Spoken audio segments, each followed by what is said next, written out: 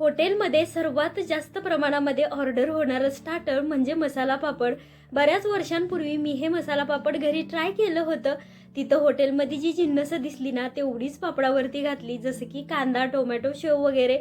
पण ओरिजिनल चव काय त्याला आलीच नाही. मग मला समजलं की परफेक्ट हॉटेल स्टाईल मसाला पापडची टेस्ट आणण्यासाठी अजून त्यावरती 2 सिक्रेट साहित्य घालावी लागतात, मगच ती ओरिजिनल चव त्याला येते. चला तर आज आपण त्याच ओरिजिनल चवीचा चटपटीत असा मसाला पापड कसा बनवायचा ते पाहूया. तर इथं कढईमध्ये मी तेल छान गरम करून घेतले. आता त्यामध्ये हे उडदाचे पापड तळून घ्यायचे. बऱ्याच जणांकडून पापड तळताना त्यामध्ये खूप सारं तेल राहतं आणि ते तेलकट पापड मग खावेसे वाटत नाहीत. असे तेलकट पापड होऊ नयेत म्हणून 1-2 टिप्स मी तुम्हाला सांगते.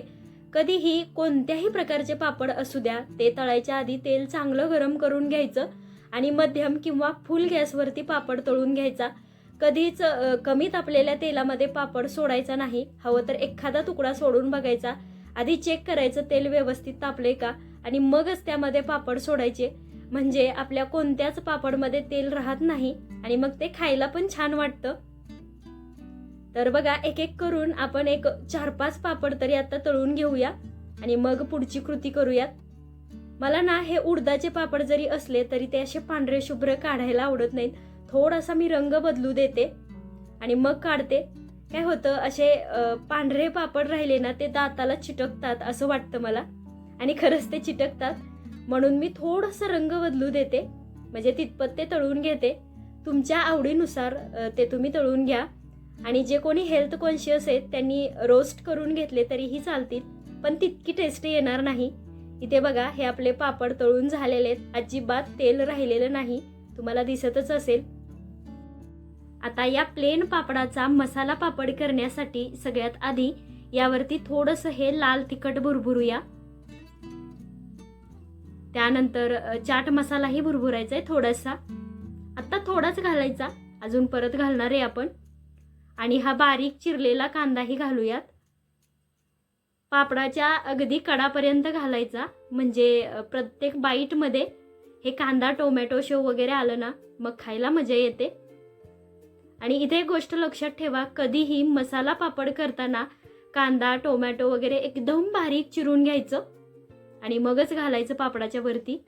काय होतं, ते मोठं मोठं कांदा, टोमॅटो जर यावरती घातलं तर मग पापड खाताना ते खूप असं कचकच लागतं दाताखाली आणि ती मजा येत नाही. कांदा घालून झाल्यानंतर हा बारीक चिरलेला टोमॅटोही घालतोय आपण. आता याचं काही विशेष असं प्रमाण नाही, ज्याच्या त्याच्या आवडीनुसार कमी जास्त घातलं तरीही चालतं. पण आपण बाहेर हॉटेलमध्ये जे मसाला पापड खातो त्याच्यावरती कांदा, टोमॅटो वगैरे भरपूर प्रमाणामध्ये घातलेलं असतं आणि आपण आज त्याच ओरिजिनल चवीचे करतोय, म्हणून आपण ही जास्त प्रमाणामध्ये कांदा, टोमॅटो, शेव घालणार आहे.